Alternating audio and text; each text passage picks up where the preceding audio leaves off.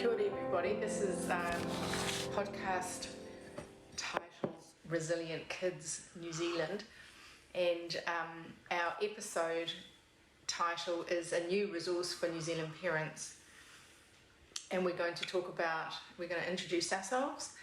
We're going to talk about a little bit about what is Resilient Kids and about the purpose of that organisation, and then we're going to get into a really rich conversation about screen time.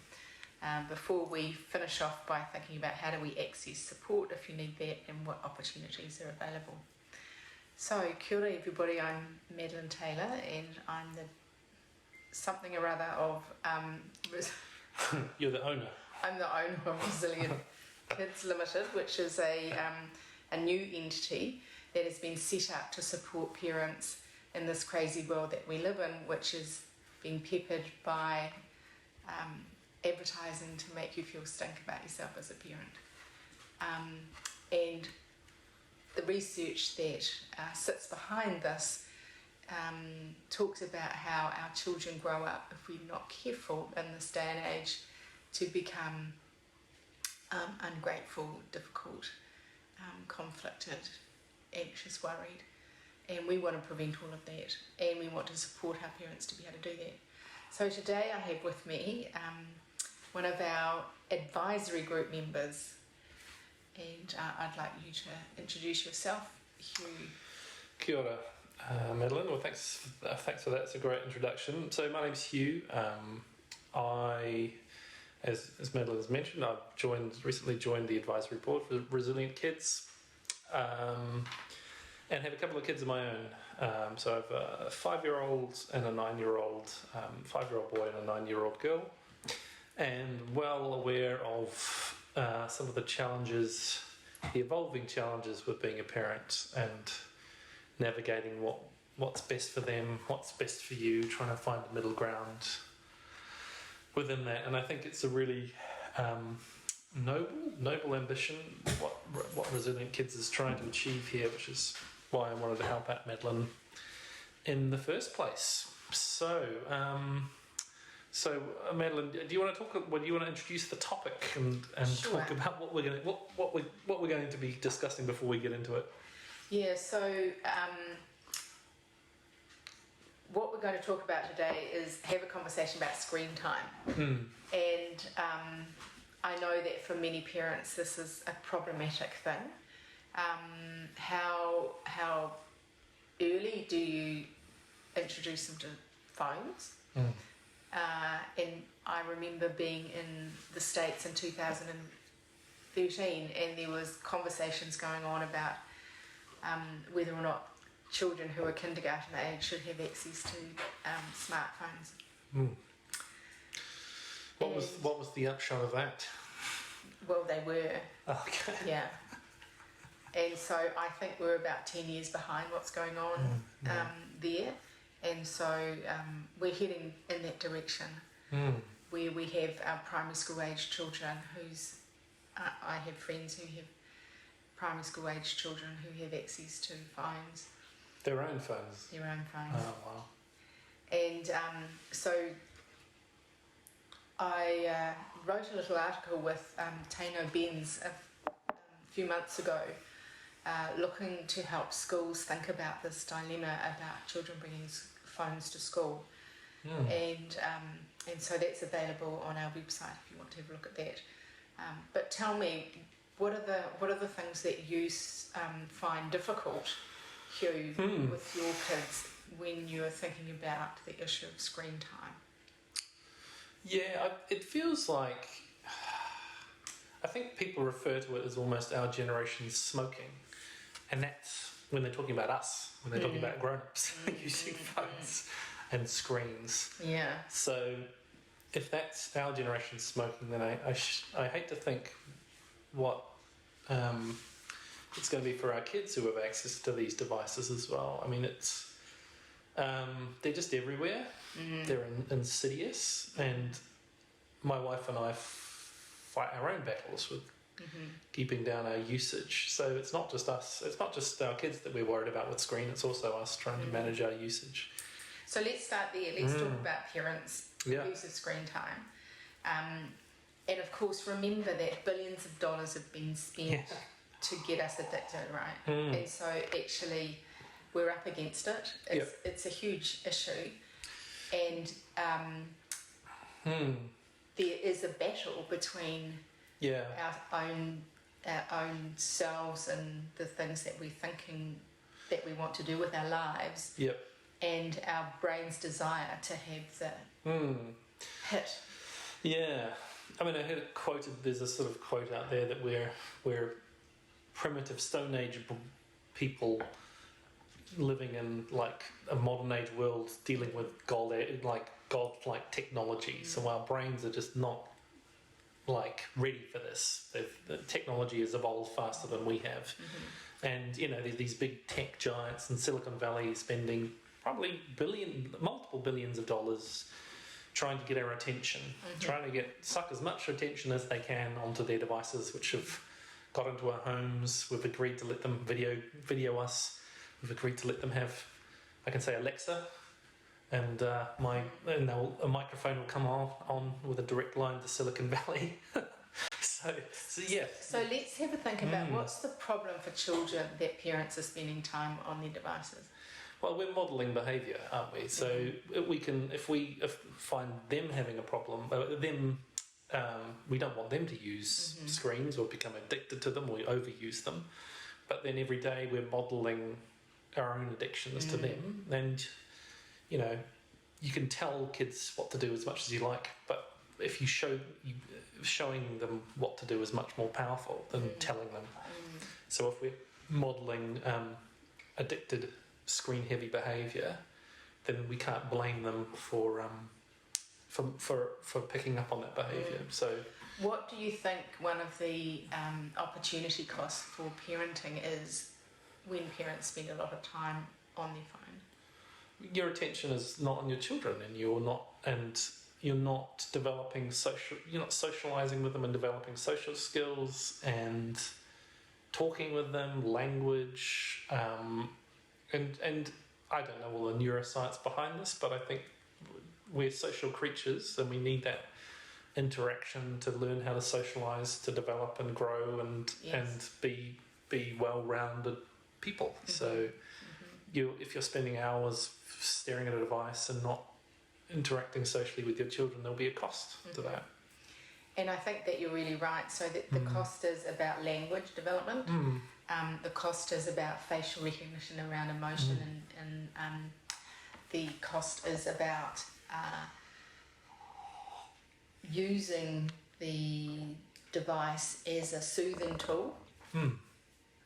The cost is our children not having the ability to be able to think, because there's a cool little book that's been written, which I'll put into the show notes, the links, that talks about how children's brains develop when they're reading a book or having a book read to them, as opposed to seeing information on a screen. And the thing is that the screens are here, right? We're living with them. We want to become citizens who have a brain that can cope with both, and to recognise what the best use of each device is, or each tool is. So what we know now is that when we read online, it's good for skimming, it's good for capturing bits of data. When we read, or when we're read to, we are able to use our imagination, we're able to begin to synthesize information. And one of the pitfalls of only ever being on a screen, as you say, is that our parents are not interacting with kids. So we're having children coming to school who have an inability to be able to form relationships, and coming with maybe 400 words only. Wow. And actually sometimes speaking with an American accent. I noticed my daughter doing that, and it's insidious. And I don't like it. And doing some of the kind of YouTube, sort of Californian YouTube star affectations, and it's also shaping her values and what she thinks is important. So, and the language, like we've got ouchies now. Ouchies Is an injury or a sore. Is that American? Is that from right? Interesting. Yeah, it's hard. Sometimes you don't want to have a moral panic about it either, because That's right. technology always evolves. And I think initially my wife and I were like, well, this is just the new TV. And my parents used to park me in front of TV and let me have TV on in the mornings. Yeah. And would get up and watch it for a couple of hours and after school. But I think we just came to the realization that this is different. This is new.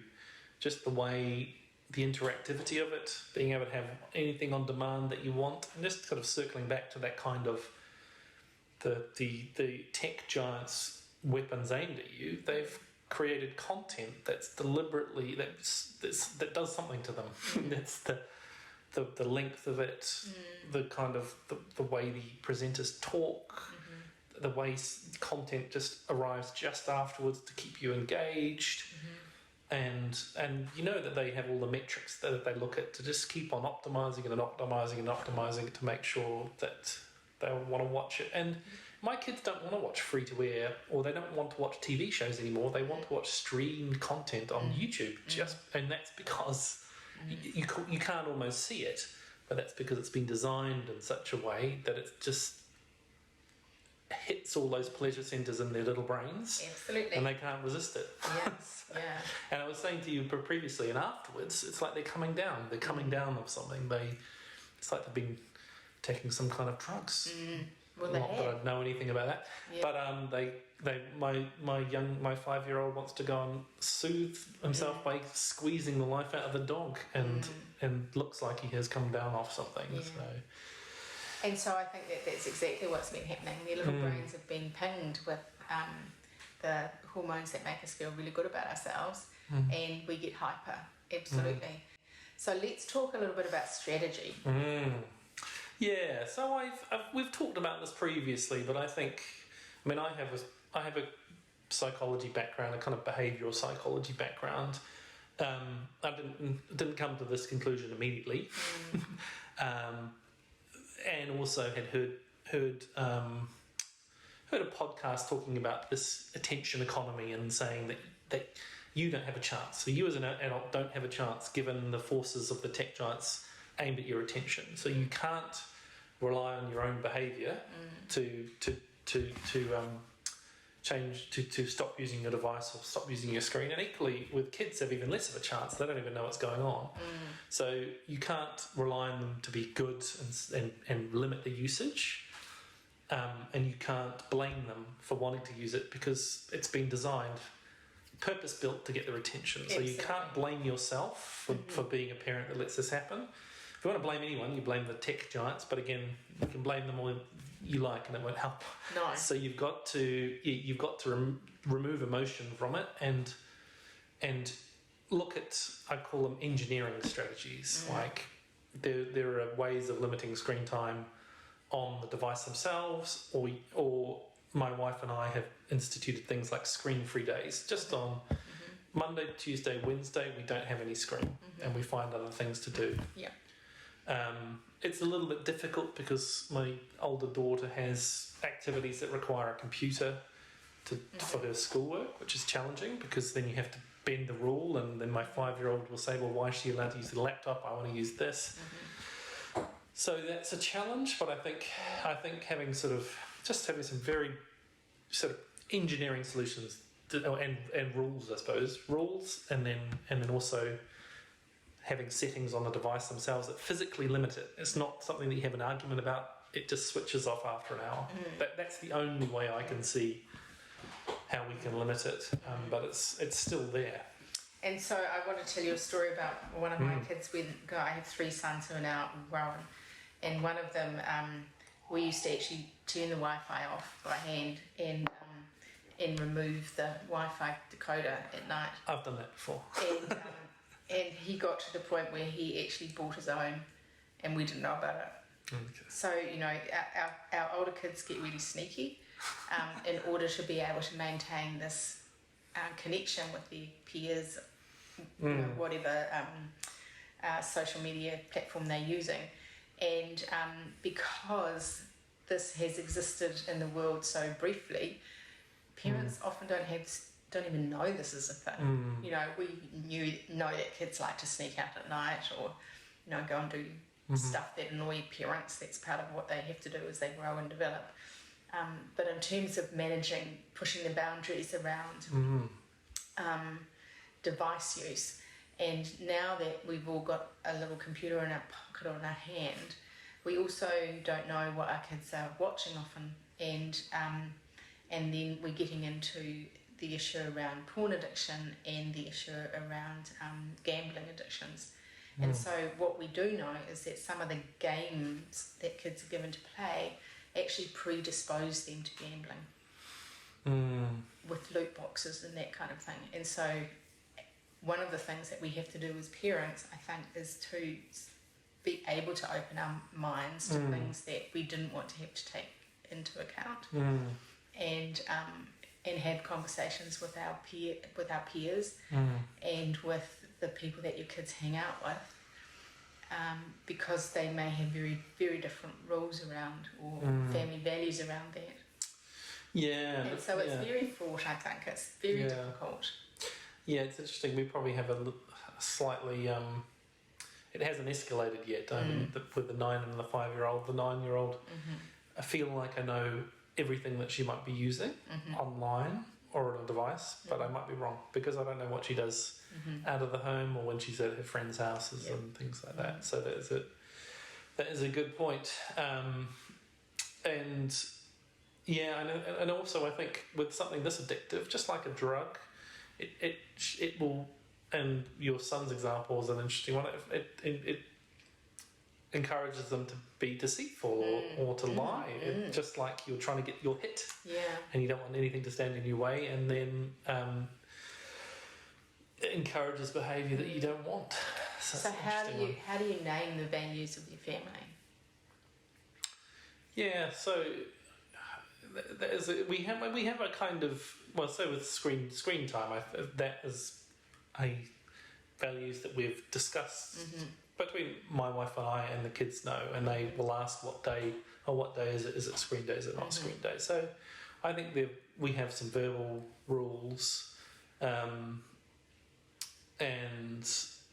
we have sort of other sort of rules around. Okay, so people come to dinner time when dinner time happens, and we have your bed, and we have agreements. So your bedtime is 7:30, Annabelle's bedtime is 8:30. So it's kind of some agreed rules that we have about behaviour. Yeah.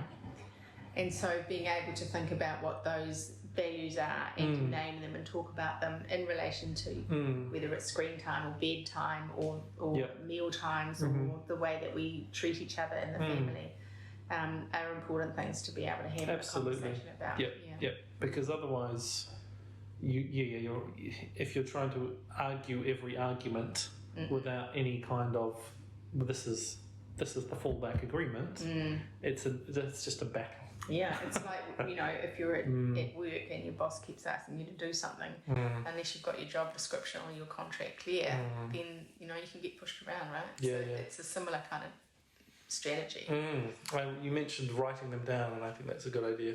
I think that might be the next step. Codify, have the family constitution. Yeah. We had a lovely family who's, I think she was 6 or 7, and she wrote them out and did, you know, nice pretty pictures, and the family put it up on the fridge, and it was lovely. Yeah. Do you have any other ways of coping with screen time? I'm just interested if you've spoken to other families, or because it feels like, and this is just a classic with parenting, we have the now I feel under control, but you've just put a few other concerns on my horizon. I'm like, sorry about that. Hadn't really thought of that. That's quite concerning.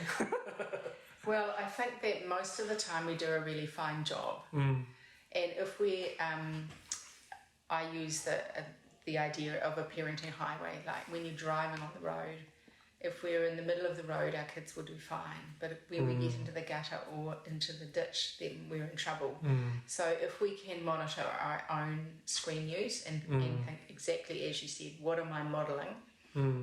And how do I make a promise to myself that when I'm with my children, I'm actually with them? Yep. Simon Sinek talks about the idea that every time we have a cell phone, we've actually got more than like if you and I have got a cell phone each and they're on the table, we've actually got 4 people in the room. Right. And so if we've got a family of 4 and we've all got a device, at least one, then we've actually got a whole nother 4 entities that we have to take into account. And so of course that's going to create more conflict. Yeah, it's interesting. We have a this is not going to be applicable to everyone, and we feel very privileged to have this, but we bought a spa pool recently, and it's not as much the spa, but being device free. Yes. With your kids, no screens, and you can spend time just chatting, and it's also quite facing each other. Yeah. Really quite involved. Yeah. You don't do that often, really, like stare at your family. Yes. So, and it's been great for our relationships and our connections. Yeah. Just sitting around, some hot water, chatting to each other, talking about our days, being forced to interact with each other, no devices. Fabulous. So it's not, I think it's like the spa pool's moved from being, it's a nice way to spend time in a pool from, it's a break from devices for everyone and a way of bringing people together. I wasn't sold on it until we got it, and I love it now because it's just that time. Yes. And the other strategy that we had was if we were able to go away on holiday, we went to a place that had no internet. And so when the kids were little, in fact, there was no electricity where we used to go. And so that was a real challenge to learn about how to manage life. Yeah. So good. For our listeners, I suppose we can say if this has made you think about things that you want to have more of a conversation about or to develop some more strategies, please go to the website resilientkidspod.org.nz, and if you would like to have some coaching or some additional material to read about, we have a little book and workbook that's called the Parenting Road Code, and we have an online course which parents can do. It's all very accessible. You can do it in your own time. So good luck with your parenting. It's hard work. Remember, you're up against it. You're swimming against the tide. But the most important thing is to stay in connection with those lovely little human beings that are growing and are going to be the future of our survival on this planet. Brilliant. Great. Okay, that was great, Madeleine. Cool. Thank you. Thanks. See you next time.